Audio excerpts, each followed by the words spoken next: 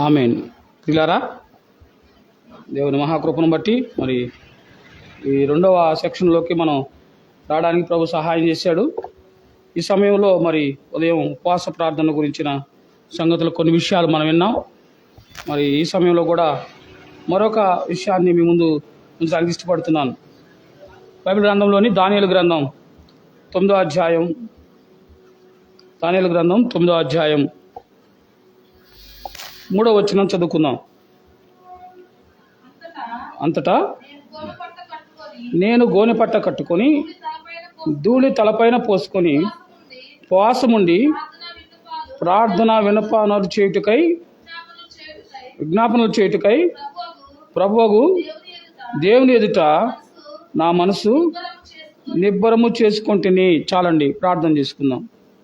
దయాళుడు అయిన తండ్రి, నీ ఘనమైన నామమునకు వందనాలు.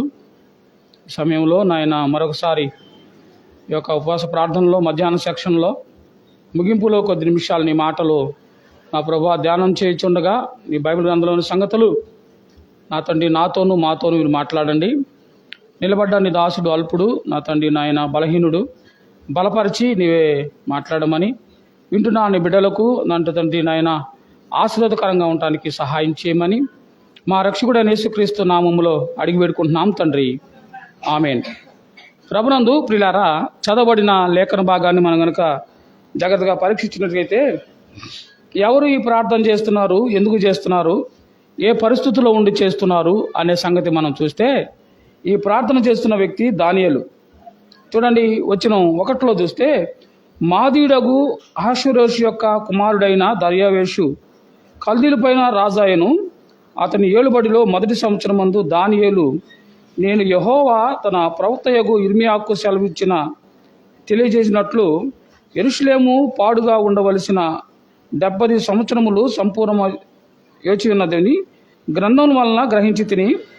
అంతటి నేను గోనెపట్ట కట్టుకొని ధూళి పోసుకొని తలపైన వేసుకొని ఉపవాసం ఉండి ప్రార్థన విజ్ఞాపనలు చేయుటకై ప్రభువు దేవుడు మొదట ఈ నా మనసు నిబ్బరము చేసుకుంటేనే అని అంటున్నాడు. ఏమిటయ్యా పరిస్థితి మనం చూస్తే, మాదీయుడగు అహష్వేరోషు యొక్క కుమారుడు దర్యావేషు కల్దీల పైన రాజుగా ఉన్న దినాలవి. ఇశ్రాయేలు ప్రజలు దేవుని మాట వినకుండా వారు ఇష్టానుసారమైన జీవితం జీవిస్తే ప్రవక్త అయిన ఇర్మియా ద్వారా దేవుడు ప్రవచించాడు, మీరు గనక నా మాట వినకుండా మీ ఇష్టానుసారంగా మీరు నా ఆజ్ఞలు గైకొనకుండా నా కట్టడలు మీరు ఉండకుండా చేస్తే మిమ్మల్ని శత్రువుల చేతికి అప్పగిస్తానని దేవుడు వారితో చెప్పినా వారు వినకుండా వారు అలాంటి జీవితం జీవించటం ద్వారా, దేవునికి దూరంగా ఉండటం ద్వారా, దేవుని మాట వినకపోవటం ద్వారా వాళ్ళని 70 సంవత్సరాల పాటు అన్యుల చేతికి దేవుడు అప్పగిచ్చాడు. వీరెవరు అనంటే దేవుని బిడ్డలే, ఇశ్రాయేలు ప్రజలు దేవుని బిడ్డలే. కానీ దేవుని బిడ్డలే కానీ దేవుని మాటకి వీళ్ళు లోబడిన వారుగా ఉన్నారు. మన పిల్లలే, మన కడుపును పుట్టే పిల్లలే, కానీ మన మాట విన్నప్పుడు ఏం చేస్తాం? ఎంతో కొంత వాళ్ళని శిక్షిస్తాం. శిక్ష దేని కొరకు అనంటే వాళ్ళు చనిపోవాలని కాదు, వాళ్ళు పాడైపోవాలని కాదు, వాళ్ళు నాశనం అయిపోవాలని కాదు. వాళ్ళ శిక్ష వాళ్ళు బాగవటం కోసం. తల్లి తండ్రి ఇచ్చే శిక్ష బిడ్డల యొక్క మేలు కొరకు శిక్షిస్తారు తప్ప ఏ తల్లి ఏ తండ్రి కూడా వారి బిడ్డలు పాడైపోవాలి లేకపోతే మరణం పాలవ్వాలని కొట్టరు. ఒక దెబ్బ కొట్టారంటే దాని ద్వారా బిడ్డలు బాగోవాలనే ఉద్దేశంతో, భయపడాలని, భయం తెలుసుకొని వాళ్ళు చేస్తున్న తప్పుని నుంచి వాళ్ళు మలుచుకొని బాగుపడాలని తల్లిదండ్రులైన మనమే కోరుకుంటాం కదా. అలాగే మన దేవుడు కూడా తన బిడ్డలైన ప్రజలు వారు దేవుని మాట వినని ప్రజలుగా ఉన్నప్పుడు దేవుడు వాళ్ళని ఏం చేశాడంటే శిక్షకు పంపించాడు, శిక్షకు అప్పచెప్పాడు. ఎలా శిక్ష వచ్చింది అనంటే వాళ్ళు కల్దీయులు లేకపోతే మాదీయ యొక్క చేతికి వాళ్ళని అప్పగించాడు. అహష్వేరోషు యొక్క ఏలుబడిలో దర్యావేషు వెళ్తున్నాడు. అహష్వేరోషు ఏలేడు, ఆ తర్వాత దర్యావేషు వెళ్తున్నాడు. 70 సంవత్సరాల పాటు వీళ్ళని అక్కడికి వాళ్ళకి వాళ్ళ రాజ్యం పైన యెరూషలేము మీదకి దండెత్తి వచ్చి యెరూషలేముని వాళ్ళు పాడు చేసి మందిరాన్ని తగలబెట్టి మందిరంలో ఉన్న ఉపకరణాలన్నిటినీ, బంగారు వస్తువులన్నిటిని తీసుకెళ్తూ యవన పిల్లలందరినీ, బాగా యవనస్తులుగా ఉన్న పిల్లలందరినీ, పురుషుల్ని స్త్రీలను అందరిని కూడా ఏం చేశారంటే వాళ్ళు బానిసలుగా తీసుకెళ్ళిపోయారు.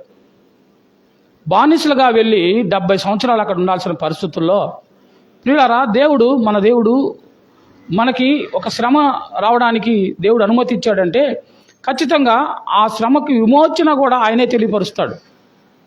కష్టాలు ఎల్లవేళలా నీకుండవు, శ్రమలు ఎల్లవేళలా నీకుండవు, అనారోగ్యం ఎల్లవేళలా నీకుండవు. లోకంలో ఉన్నప్పుడు మనకి ఇవన్నీ ప్రతి మనిషికి ఉండేవి, దేవుని బిడ్డలకు ఉంటాయి, మామూలుగా ఉన్న వాళ్ళకి అందరికీ ఉంటాయి. కానీ మన దేవుని మాట వినకుండా మన ఇష్టానుసారంగా మనం ఉన్నప్పుడు వచ్చే శిక్ష, ఆ శిక్ష నుంచి తప్పించడానికి మార్గం కూడా దేవుడు అక్కడే మనకు తెలియపరుస్తాడు. వాళ్ళని శిక్ష పంపిస్తానన్నాడు, మరలా వాళ్ళని 70 సంవత్సరాల తర్వాత విడిపిస్తానని కూడా వాళ్ళకి వాగ్దానం చేశాడు కదండి. చూడండి ఆ మాట దానియేలు అని అంటా ఉన్నాడు. వచ్చిన 2లో అతని ఏలుబడిలో మొదటి సంవత్సరం ముందు దానియేలు, నేను యెహోవా తన ప్రవక్తయగు ఇర్మీయాకు సెలవిచ్చిన తెలియజేయనట్లు యెరూషలేము పాడుగా ఉండవలసిన 70 సంవత్సరములు సంపూర్ణము యోచించున్నవి గ్రంథములో గ్రహించాను. 70 సంవత్సరాలు వారు శిక్షలో ఉన్న తర్వాత అది సంపూర్ణమైపోయి వాళ్ళకి విడుదల రావడానికి సంబంధించిన సంగతులు ఆయన మాదీయుల యొక్క గ్రంథంలోనే ముందుగానే రాయించి పెట్టాడు. ప్రియులారా, వారికి మరలా విడుదల ఉంది, నీకు నాకు విడుదల ఉంది, మానవాళి అందరికీ విడుదల ఉంది. పాపము నుంచి విడుదల, శాపం నుంచి విడుదల, సమస్తమైన పరిస్థితుల నుంచి మనల్ని విడుదల చేసే దేవుడు మన దేవుడు, మనల్ని రక్షించిన దేవుడు, మన కొరకు ప్రాణం పెట్టిన దేవుడు, మనల్ని కాపాడే దేవుడు. అయితే ఆయన మనకి తన కార్యాలు ఎలా చేస్తాడంటే ఆయన మనకెళ్ళి చూస్తూ ఉంటాడు కదండి. పిల్లల్ని వాళ్ళు మాట అన్నప్పుడు, లేకపోతే ఎదురు తిరిగి వాళ్ళు ఏదో మన బాధపరిచినప్పుడు, వాళ్ళు తప్పు చేసినప్పుడు తల్లి ఒక దెబ్బ కొట్టిన తర్వాత వెంటనే పిల్లలకి వెళ్ళి కొట్టేటప్పుడు లేకపోతే అరిచేటప్పుడు వాళ్ళకి వెళ్ళి ఏం చూస్తుందో తెలుసా? వాళ్ళ దగ్గర మనం ఏమేమి ఆశిస్తాం? ఆ పిల్లవాడు మమ్మీ ఇంకోసారి తప్పు చేయను అనే మాట ఆ బిడ్డ నోటి నుంచి రావాలని కోరుకుంటామా లేదా? ఎప్పుడెప్పుడు త్వరగా వాడు ఆ మాట చెబితే వాడు వదిలేయాలని మనం కోరుకుంటాం. అలాగే దేవుడు కూడా తన బిడ్డలు వారు దారి తప్పినప్పుడు, వాళ్ళు చెడిపోయినప్పుడు, వాళ్ళు పడిపోయినప్పుడు, వారు శిక్షగా అప్పగించిన ప్రతి క్షణం నుండి దేవుని యొక్క మనసు, దేవుని యొక్క చూపు తన బిడ్డల మీదే ఉండిద్ది. వీళ్ళు ఎప్పుడైతే మారాలి, వీళ్ళు మనసు మార్చుకోవాలి, వీళ్ళు హృదయాలు మారాలి, వీళ్ళు నా దగ్గరికి రావాలి అనే దేవుడు తన బిడ్డల్ని విడిచిపెట్టడు. దేవుడు తన బిడ్డలని పూర్తిగా అపవాది చేతికి అప్పగించడు, కష్టాలకు అప్పగించడు, శ్రమలకు అప్పగించడు, ఇబ్బందులకు అప్పగించడు, రోగాలకు అప్పగించడు. దేవుడు వాటి నుండి తప్పియాలన్నదే దేవుని ఉద్దేశం. అయితే దాన్ని తప్పించబడడానికి దేవుడు ఒక నియమం, ఒక సమయం పెట్టాడు. కానీ దానికంటే ముందుగా జరిగించడానికి కూడా ఆయన సమర్థుడు. ఎప్పుడంటే మన హృదయాలు మారినప్పుడు, మనం దేవుని వైపు తిరిగినప్పుడు, మనం దేవుని దగ్గర ఒప్పుకున్నప్పుడు, మనం దేవుని దగ్గర ఆయన్ని అడిగినప్పుడు దేవుడు ఏం చేస్తాడంటే మనం ఎంత శిక్షలో ఉండా ఆ శిక్ష నుంచి మనల్ని తప్పిస్తాడు. అదే ఇక్కడ జరుగుతుంది. దానియేలు ఏమి జ్ఞాపకం చేసుకుంటున్నాడంటే, దానియేలు, అయ్యా 70 సంవత్సరాలు మమ్మల్ని మా దోషాన్ని బట్టి, మా పితరుల దోషాన్ని బట్టి, మా దోషాలను బట్టి శిక్షకు అప్పచెప్పావు. ఇప్పుడు 70 సంవత్సరాలు అవబోతుంది. కాబట్టి ఇప్పుడు ఏమవ్వాలి? ఒప్పుకోవాల్సిన సమయం వచ్చింది అని ప్రార్థన చేస్తున్నాడు. ఏం ప్రార్థన చేస్తున్నాడు అని చూస్తే వచ్చిన 3లో అతడు, నేను గోనెపట్ట కట్టుకొని ధూళి తలపైన వేసుకొని ఉపవాసం ఉండి ప్రార్థనా విజ్ఞాపనలు చేయుటకై ప్రభువగు దేవుని ఎదుట నా మనసు నిబ్బరము చేసుకుంటుంది. ఇశ్రాయేలు ప్రజలను యొక్క విమోచన కొరకు దానియేలు అనే ఒక యవనస్తుడు, యవ్వన పిల్లగా ఉండగా వెళ్ళాడు అక్కడికి. చాలా టీనేజ్లో వెళ్ళాడు. మాకు తెలుసు నలుగురు, షడ్రకు, మేషకు, అబేద్నెగో, దానియేలు. ఈ నలుగురు ఈ యొక్క కల్లీలు లేకపోతే ఈ యొక్క దర్యావేషు యొక్క ఏలుబడిలో వాళ్ళు ఎక్కడికి వెళ్ళిపోయారు? వాళ్ళు శత్రువుల చేతిలోకి బానిసలుగా వెళ్ళారు. అలా వెళ్ళిన వారు అక్కడ వాళ్ళు ఎంత రోషంగా ఉన్నారో మనం దానియేలు గ్రంథంలో చూస్తాం. దానియేలు, షడ్రకు, మేషకు, అబేద్నెగోలని ఆ రాజు ఏం చేశాడంటే కొంతమంది యవ్వన పిల్లలను ప్రత్యేకపరిచి వాళ్ళకి ప్రత్యేకమైన భోజనాలు పెట్టి వాళ్ళకి ప్రత్యేకమైన ట్రైనింగ్ ఇచ్చి వాళ్ళని మంచి జ్ఞానవంతులుగా తయారు చేయాలని ఆజ్ఞ జారీ చేశాడు. ఆ యవ్వన పిల్లలందరిలో కూడా 100 మంది పిల్లలను తీస్తే వాళ్ళలో దానియేలు, షడ్రకు, మేషకు, అబేద్నెగోలు వాళ్ళు ఎలా ఉన్నారంటే రాజు తినే భోజనాలు మాకు వద్దు అని వాళ్ళు ఏం చేశారంటే ఒట్టు పెట్టుకున్నారు.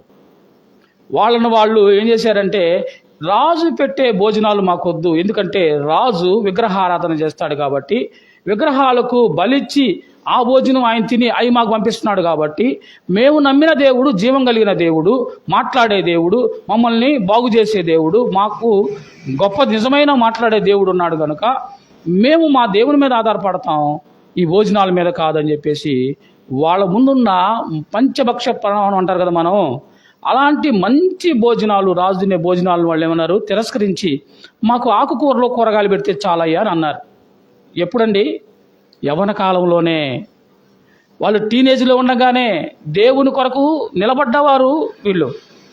అలాంటి భక్తిపరుడైన దానియేలు ఇప్పుడు తన ప్రజల పక్షాన ప్రార్థన చేస్తున్నాడు, తన ప్రజల గురించి ఆలోచన చేస్తున్నాడు, దేవుడు వాళ్ళకి చేసిన వాగ్దానాన్ని గుర్తు చేస్తున్నాడు. అయ్యా 70 సంవత్సరాల తర్వాత మమ్మల్ని విడుదల చేస్తానని, ఈ చెర నుంచి తప్పిస్తానని మాకు వాగ్దానం చేశావు, ఇర్మియా ద్వారా ప్రకటించావు, లేకపోతే ఆ యొక్క పత్రాల్లో రాసి పెట్టావు, కాబట్టి ఇప్పుడు ఆ సమయం వచ్చింది ప్రభువా మమ్మల్ని జ్ఞాపకం చేసుకోమని ఏం చేస్తున్నాడంటే ప్రార్థన చేస్తున్నాడు. ఎలా ప్రార్థన చేస్తున్నాడంటే గోనె పట్ట కట్టుకొని ప్రార్థన చేస్తున్నాడు, ధూళి తలపై పోసుకున్నాడు, మూడోది ఉపవాసం ఉన్నాడు, తర్వాత ప్రార్థన విజ్ఞాపన చేస్తున్నాడు. ప్రార్థన చేసేటప్పుడు ఎలా ప్రార్థన చేయాలంటే మనల్ని మనం ఎంతగా తగ్గించుకోవాలో అంతగా తగ్గించుకొని ప్రార్థన చేయాలి. అప్పుడు దేవుడు నిన్ను చెప్పాలి, దేవుడు నిన్ను పెద్దగా చెప్పండి, దేవుడు మిమ్మల్ని హెచ్చిస్తాడు. మనం ఎంతగా తగ్గించుకొని ప్రార్థన చేస్తామో దేవుడు నిన్ను అంతగా హెచ్చిస్తాడు. తగ్గింపుకి గుర్తుగా, లోపడటానికి గుర్తుగా, తన్ను తాను నల్లగొట్టుకోవడానికి గుర్తుగా దానియేలు మొట్టమొదట గోనె పట్ట కట్టాడు. అంటే తనకున్న శ్రేష్టమైన వస్త్రాలని పక్కన పెట్టి దానియేలు గోనె పట్ట కట్టుకొని అని అంటున్నాడు. 2, తను భూ సంబంధమైన దానిలో తగ్గింపుకు బాగా లోయెస్ట్కి ఎంతగా తగ్గింపు అని అనడానికి గుర్తుగా బూడిదలో కూర్చున్నాడు, బూడిద పోసుకున్నాడు. మూడోది ఉపవాసం ఉన్నాడు. శరీరానికి సంబంధించింది జాగ్రత్తగా మీరు అర్థం చేసుకోవాలి. గోనె పట్ట అనేది శరీరానికి సంబంధించిందే. రెండోది బూడిద పోసుకోవడం అనేది శరీరం మీద పోసుకునేదే. మూడోది ఉపవాసం అనేది శరీరాన్ని నల్లగొట్టేదే. ఇవన్నీ తన శరీరానికి సంబంధించిన వాటన్నిటినీ నల్లగొట్టుకుంటూ ఉన్నాడు. అప్పుడు 4వది ఏం చేస్తున్నాడంటే అతను ప్రార్థన చేస్తున్నాడు. ఎలా ప్రార్థన చేస్తున్నాడంటే విజ్ఞాపనలు చేయుటకు ప్రభువు దేవుని ఎదుట మనస్సు నిబ్బరం చేసుకున్నాడు, విజ్ఞాపన చేస్తున్నాడు. దేవుని దగ్గరకు వచ్చి విజ్ఞాపన చేస్తున్నాడు. ఏమని విజ్ఞాపన చేస్తున్నాడు అని చూస్తే ఎలా చేస్తున్నాడు చూడండి. వచ్చిన కిందలో ప్రార్థన చేయి ఒప్పుకొని ఏమనగా ప్రభువా మహాత్యము కలిగిన బేకరడవగు దేవా, వచ్చిన 4 అండి, నేను చదువుతున్నాను చూడండి. నీ ఆజ్ఞలను అనుసరించి నడిచిన వారెడల నీ నిబంధనను నీ కృపను జ్ఞాపకం చేయువాడా, మేమైతే నీ దాసులు మగు ప్రవక్తలు నీ నామమును బట్టి మా రాజులకును మా అధిపతులకును మా పితరులకును యోదయ దేశస్థ జనులందరికీ చెప్పిన మాటలను ఆలకింపక నీ ఆజ్ఞలను విధులను అనుసరించటం మాని పాపమును దుష్టులున్నాయి చెడుతనమందు ప్రవర్తించుతూ తిరుగుబాటు చేసిన వారము. ఏం చేస్తున్నాడు? మొట్టమొదట ఒప్పుకుంటున్నాడు, అయ్యా మేము నీ ఆజ్ఞలు అనగా నీ వాక్యాన్ని మేము వినిన వారము కాము, నీకు ప్రార్థన చేసిన వారము కాము, నీ మందిరానికి వచ్చిన వారము కాము, నువ్వు చెప్పిన దేనిని మేము చేయకుండా మేము ఎలాంటి వారుగా ఉన్నామంటే నీ ఆజ్ఞలను విధులను అనుసరింపని వారంగా ఉండి పాపమును దుష్టులనమై చెడుతనమందు ప్రవర్తన తిరిగిన వాళ్ళం. పాపముకెళ్ళి చెడుతనంకెళ్ళి మా ప్రవర్తన అంతా చెడ్డగా తిరిగిపోయిన పరిస్థితుల్లో మేము ఉన్నవాళ్ళము. ఇదండి ఒప్పుకునే పద్ధతి. ఈరోజు లోకంలో చాలామంది ప్రార్థనలు చేస్తారు. ఆ ప్రార్థనలో ఏముంటాయంటే మెప్పులు ఉంటాయి కదా. బైబిల్ గ్రంథంలో నూతన నిబంధనలో 2 వ్యక్తులు దేవాలయంకి ప్రార్థన చేయడానికి వెళ్ళారు. ఒక వ్యక్తి పరిసేయుడు, మరో వ్యక్తి సుంకరి. పరిసేయుడు ఏమని ప్రార్థన చేస్తున్నాడు అని అంటే, దేవా వారానికి నేను 2 సార్లు ఉపవాసం ఉంటున్నాను, నీకు దశంభాగం ఇస్తున్నాను, ఇదిగో బయట ఉన్నాడే సుంకరి వాడులాగా లేనందుకు నీకు స్తోత్రము అంటున్నాడు. ఎక్కడికి వెళ్ళి? నేరుగా దేవాలయంలోకి వెళ్ళిపోయాడు. సుంకరాడున్నాడు బయట, దేవాలయం బయట నుంచొని తలదించుకొని గుండెలు బాదుకుంటూ ఏమని ప్రార్థన చేస్తున్నాడంటయ్యా, ఆకాశం వైపు తలెత్తి చూడడానికి కూడా నేను యోగ్యుడును కాను, ఎందుకంటే నువ్వు ఆకాశంలో నువ్వు ఉన్నావు, నీ వైపు చూసే అంతటి యోగ్యత నాకు లేదు అని గుండెలు బాదుకుంటూ తల వంచి తన్ను తాను తగ్గించుకొని ప్రార్థన చేస్తున్నాడు. ఈ ఇద్దరి ప్రార్థనలో దేవుడు దగ్గరికి ఇచ్చాడనంటే, ఎవరైతే తగ్గించుకొని తను తాను తగ్గించుకొని ప్రార్థన చేశాడో, తన పాపాలు ఒప్పుకున్నాడో, తన స్థితిని గుర్తెరిగాడో, ఆ వ్యక్తి యొక్క ప్రార్థన అంగీకరించబడింది.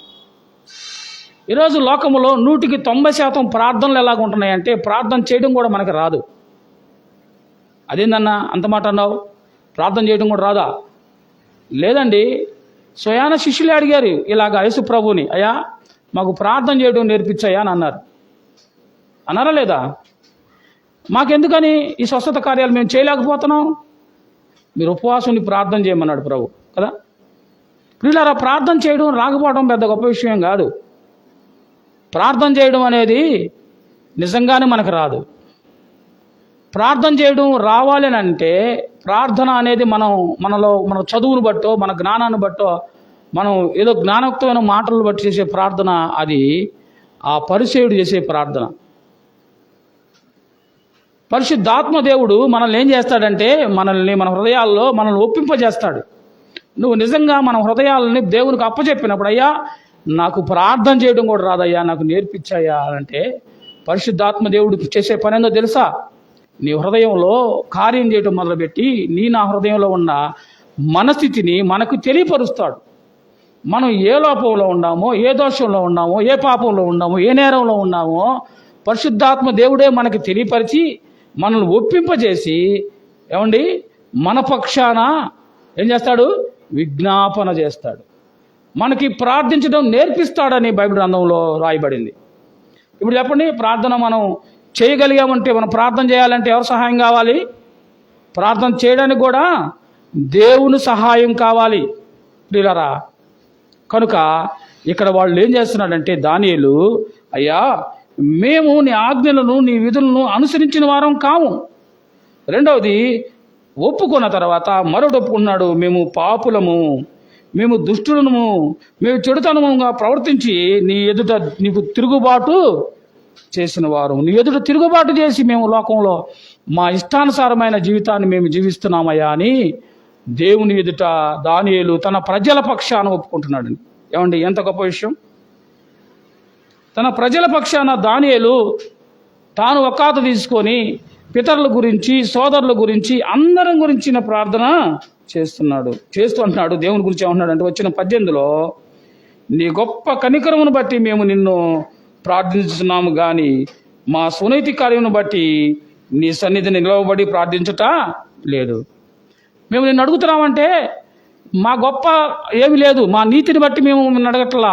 దేని బట్టి అడుగుతున్నాం దేవుణ్ణి అంటే, నీ గొప్ప కనికరమును బట్టి మేము నిన్ను ప్రార్థిస్తున్నాం. ఎందుకంటే దేవుడు కనికర సంపూర్ణుడు. మన దేవుడు ఆయన నిన్ను నన్ను కనికరించిన దేవుడు, నిన్ను నన్ను కాపాడే దేవుడు, నీ ఎడల నా ఎడల ప్రేమ కలిగిన దేవుడు, నీ కొరకు నా కొరకు ప్రాణం పెట్టిన దేవుడు, అంత కనికర సంపన్నుడు. కాబట్టే దానియేలు అంటున్నాడు, అయ్యా నీ గొప్ప కనికరమును బట్టి మేము నిన్ను ప్రార్థించుతున్నాము కానీ మా స్వనీతిని కార్యాన్ని బట్టి కానీ మేము నీకు ప్రార్థన చేయటం లేదు. స్వనీతి కార్యాన్ని బట్టి చేసే ప్రార్థన అది అంగీకరించబడదని మనం పరిసేయుడు ద్వారా నేర్చుకున్నాం. అందుకే దానియేలు అంటున్నాడు, మా స్వనీతిని బట్టి కాదు, మేము చేసే పనులు బట్టి కాదు, మా గొప్పతనాన్ని బట్టి కాదు, మేము అంత పరిచయం చేసాం, ఇంత పరిచయం చేసాం, ఇంత డబ్బు ఖర్చు పెట్టాం, ఇంత నీకు ఇచ్చాం, ఇంత ఉపవాసం ఉన్నాం, ఇవన్నీ ఎవరి ప్రార్థనలు అని అంటే, ఇది పరిసేయుడు ప్రార్థన. నీ మందిరానికి ఇంత కానుకలు ఇచ్చాం, నీ మందిరంలో ఇంతకాలం నుంచి వస్తున్నాం, ఇంతకాలం ప్రార్థన చేస్తున్నాం, ఇంతకాలం ఇది ఇది ఇది ఇది అని చెప్పడానికి మన దగ్గర ఏమీ లేదు. ప్రియులారా, దేవుడు మనకిచ్చిన సమయాన్ని ఎప్పుడు మనం దొంగిలించిన వారుగా ఉన్నాం, కానీ సంపూర్తిగా దేవుని సమయాన్ని దేవునికి ఇచ్చిన వారము కాదు. ఇచ్చామా? ఎవరైనా చెప్పగలరా? నాకు దేవుడు చెప్పిన సమయం ఖచ్చితంగా నేను ఇచ్చాను. నూతన నిబంధన ప్రకారం కాదు, పాత నిబంధన ప్రకారమే ఇవ్వాల. పాత నిబంధన ప్రకారం దశం భాగం అంటే ఎంత? దశం అంటే 10 అంటే 10, 10వ వంతు. 10వ వంతు అంటే మన డబ్బుల గురించి మాట్లాడుతున్నా, సమయం, దేవుని మందిరంలో మనం గడిపే సమయాన్ని గురించి మాట్లాడుతున్నాను. 10వ వంతు అంటే రోజుకి 24 గంటల్లో 10వ వంతు అంటే సుమారుగా 2.5 గంటలు రోజుకి దేవునికి ఇవ్వాలి. ఎంతమంది ప్రతిరోజు దేవుని మందిరంలో దేవుని సమయాన్ని 2.5 గంటలు గడుపుతున్నాం? మందిరం లేని రోజు ఇంట్లో అయినా గడపాలి ప్రార్థనలో. ఎంతమంది గడుపుతున్నాం అంటే లేదు. మనం చేసే ప్రార్థనలు ఎట్లా ఉంటాయి? ఉదయం లెగవంగానే, అయ్యా మాకు ఈ దినాన్ని ఇచ్చినందుకు వందనాలు, ఈరోజు మా రాకపోకల్లో మా భోజన పదార్థాల్లో సమస్త విషయాలు మమ్మల్ని దీవించు, మధ్యాహ్నం భోజనం ఇచ్చినందుకు వందనాలు, ఉదయం టిఫిన్ చేసినందుకు వందనాలు, రాత్రి నిద్రపోతున్నాం, నీ దేవదూతలని కావలిగా ఉంచు. ఇక మన ప్రార్థనలో చిన్నపిల్లల ప్రార్థనలు, సండే స్కూల్ ప్రార్థనలు. ప్రియులారా, ఇలా ప్రార్థన చేస్తున్నామంటే మన సండే స్కూల్ స్థితిలో మనం ఉన్నామే. అందుకంటున్నాడు, కాలమును బట్టి చూస్తే మీలో అనేకులు బోధకులుగా ఉండాలి, కానీ మీరు ఎలా ఉండరు? ఇంకా పాలు తాగే పసిపిల్లలాగా ఉండాలని అపోస్తుడైన పౌలు అంటున్నాడు. పిల్లలు, మనం అలాంటి స్థితిలో ఉన్నాం. మన ప్రార్థనను బట్టి మన స్థితి మనకు తెలిసింది. ఎవరైనా తను పొగుడుకుంటూ ప్రార్థన చేశారంటే, నేను అది ఇచ్చాను ఇది ఇచ్చాను అన్నాడంటే ఆ ప్రార్థన ఏం ప్రార్థన? పరిసేయుడు ప్రార్థన. ఆలోచించేయండి. దానిలో ఎలాంటి ప్రార్థన చేయట్లేదు. దానిలో అంటున్నాడయ్యా, నీ గొప్ప కనికరాన్ని బట్టి నీ దగ్గరకు వచ్చి మేము ప్రార్థన చేస్తున్నాం, కానీ మా స్వనీతిని బట్టి మేము ప్రార్థన చేయట్లేదని వచ్చిన 18లో అంటున్నాడు. ఆ తర్వాత అంటున్నాడు వచ్చిన 19లో, ప్రభువా ఆలకింపుము, ప్రభువా క్షమింపుము, ప్రభువా ఆలస్యం చేయక చెవియొగ్గి నా మనవి చిత్తగించుము నా దేవా అనని ప్రార్థన చేస్తున్నాను. వచ్చిన 20లో, నేను ఇంకా పలుకుచు ప్రార్థన చేయొచ్చు పవిత్ర పర్వతము కొరకు నా దేవుడైన యెహోవా ఎదుట నా పాపము నా జనము యొక్క పాపమును ఒప్పుకున్నాడు. ఎవరెవరు పాపాలు ఒప్పుకుంటున్నాడు? నా పాపాన్ని, మా ప్రజల పాపాన్ని కూడా ఒప్పుకుంటున్నాడు. ఎంత మనసు అండి అనేళ్ళకి. పిల్లారా, ప్రార్థన జీవితాలను మార్చేది, ప్రార్థన పరిస్థితులను మార్చేది, ప్రార్థన మన జీవితాలని కట్టేది. పిల్లారా, అలాంటి ప్రార్థనలో నీవు నేను ఎలా ఉండాలంటే ఒక ఉన్నత స్థితిలో ఉండాలని దేవుడు కోరుకుంటున్నాడు. ఒక ఉన్నతమైన స్థితి నీవు రావాలి అని అంటే, నీ యొక్క విశ్వాస అభివృద్ధి కనబరచబడాలంటే నువ్వు చేసే ప్రార్థనలో ఉండిద్ది. ఒక సంగతి చెప్పి నేను ప్రార్థన చేస్తాను. ప్రపంచంలో గొప్ప దైవజనుడిగా పేరు పొందిన బిల్లీ గ్రహం గారు, మీరు అందరూ విని ఉంటారు. ఆయన ఇప్పుడైతే అందరూ సెల్ ఫోన్లు వచ్చినాయి కాబట్టి ఆయన చూసి ఉంటారు. ఆయన ప్రసంగాలు కూడా అందులో ఉంటాయి. ఆయన అమెరికాలో చాలా గొప్ప దైవజనుడు. ఆయన గనక ఒక్క ప్రసంగం చేయడానికి ఒకరోజు మీటింగ్ పెడితే, అప్పుడు అమెరికాలో ఏ జిల్లాలో అయితే, ఏ రాష్ట్రంలో అయితే ఆయన మీటింగ్ పెడతాడో ఆ రాష్ట్రంలో ఉన్న సినిమా హాళ్ళు, అప్పుడున్న ఆ యొక్క అన్నీ కూడా మూసేసేస్తారు. ఎవరు కూడా వేరే కార్యక్రమాలు పెట్టుకోరు. వేల మంది ఆయన ప్రసంగాలు వినడానికి వెళ్తారు. ఆయన ప్రసంగం విని ఒక్కసారి 5,000 మంది కూడా మారిన సందర్భాలు ఉన్నాయి ఒక్క ప్రసంగంలో. ఆయన వాక్కు చాతుర్యం కానీ లేకపోతే పాండిత్యం కానీ చూపించినట్టు ఎక్కడ కనపడదు. ఆయన వాక్యాలు నేను ఇవన్నీ తెలిసి, ఇంత పెద్ద దైవజనుడు అంటే చాలా కావాలని చాలా వాక్యాలు ఆయన నేను యూట్యూబ్లో వింటుంటే, ఎక్కడ కూడా థియాలజీకి సంబంధించిన విషయాలు కానీ లేకపోతే పాండిత్యం, పాత నిబంధన పెద్ద జ్ఞానం సంబంధించిన విషయాలు ఏమి ఉండవు. ఆయన చాలా సింపుల్గా చక్కగా సువార్త మాత్రమే చెప్తాడు. యేసుక్రీస్తుని చక్కగా చూపించి అప్పచెప్పి వెళ్ళిపోతాడంతే. 1000 మంది మారుతారు. పిల్లారా, అయితే ఇక్కడ మనం చూస్తే ఆయనని అడిగితేయా, ఇంతమంది ప్రభువుని నమ్ముకుంటున్నారు, నీ వాక్యాల్లో రక్షించబడుతున్నారు, ఇది ఎలా సాధ్యం, నువ్వు ఏం చేస్తున్నావు అని అంటే, రండి చెప్తానని 3 విషయాలు చెప్తానంటే వాళ్ళు గబగబా పెన్నులు తీసుకొని విలేకరులు అందరూ రాసుకుంటున్నారు. మొదటిది, ఈ ఏదైనా సేవ జరగడానికి ప్రార్థనే కారణం అన్నాడు. ఓకేనండి అని రాసుకున్నారు. రెండోది చెప్పండి అన్నాడు. రెండవది కూడా ప్రార్థనే కారణం అండి అని అన్నాడు. అలాగా సరే. మూడవది ఏం చెప్తాడంటే, మూడవది కూడా ప్రార్థన ద్వారానే ఇది సాధ్యం అని అన్నాడు. పిల్లరా, మనకి ఏదైనా అసాధ్యమైంది సాధ్యపరచబడాలి అని అంటే కేవలం ప్రార్థన ప్రార్థన ప్రార్థన. అంతకు మించి మరొకటి ఏది కూడా లేదు. దేవుడు నీకు ఇచ్చిన గొప్ప ఆయుధం ప్రార్థన. దానియేలు తన జీవితంలో ఈ గొప్ప సాధనాన్ని ఉపయోగించి దేవుడు కార్యాలు పొందుకున్నాడు. అయితే చేసే ప్రార్థనా విధానం ఏందనేది ఇప్పటి వరకు మనం నేర్చుకున్నాం. మొట్టమొదట ఆయన ఏమై ఉన్నాడో మనం ఒప్పుకోవాలి. ఆయనకి మనం విశ్వసించాలి కదా. నినే పట్టణస్తులు ఏం చేశారు? మొట్టమొదట ఆయనని విశ్వసించారు. రెండోది వాళ్ళు వాళ్ళ స్థితిని తెలుసుకొని ఒప్పుకున్నారు. మూడోది వాళ్ళ తప్పుని విడిచిపెట్టారు. పాపాన్ని ఏం చేశారు? విడిచిపెట్టారు. తద్వారా వాళ్ళు ఏం చేశారు? కనికరం పొందుకున్నారు. మన ప్రియ ప్రభువు కూడా మనందరి నిమిత్తం ఆయన తన ప్రాణాన్ని పెట్టిన దేవుడు, మన కొరకు ప్రార్థన చేస్తున్న దేవుడు, మన కొరకు విజ్ఞాపన చేస్తున్న దేవుడు. ఆయన అంటున్నాడు, ఆయన ఈ లోకంలో నుంచి ఆయన పరలోకం వెళ్ళేటప్పుడు శిష్యులందరూ దుఃఖముఖంగా వెళ్ళి ఆయనకి చూస్తున్నారు. అయ్యో నువ్వు వెళ్ళిపోతున్నావా అంటే ఆయన ఏమన్నాడంటే, నేను మిమ్మల్ని విడిచిపెట్టాల్లా, నేను వెళ్ళి తండ్రి కుడి పాశాన కూర్చొని మీ కొరకు ఏం చేస్తానన్నాడు? పెద్దగా చెప్పండి. విజ్ఞాపన చేస్తానంటున్నాడు. ఇప్పుడు యేసుప్రభు ఏం చేస్తున్నాడండి? ఆయన ఇక్కడ చనిపోయి మన కోసం తిరిగి లెగిసిన తర్వాత ఇప్పుడు తండ్రి దగ్గరికి వెళ్ళాడు. ఆయన ఏం చేస్తున్నాడో తెలుసా? ఆయన ప్రతి క్షణం నీ కొరకు నా కొరకు తండ్రి కుడి పాశాన కూర్చొని విజ్ఞాపన చేస్తున్నాడు.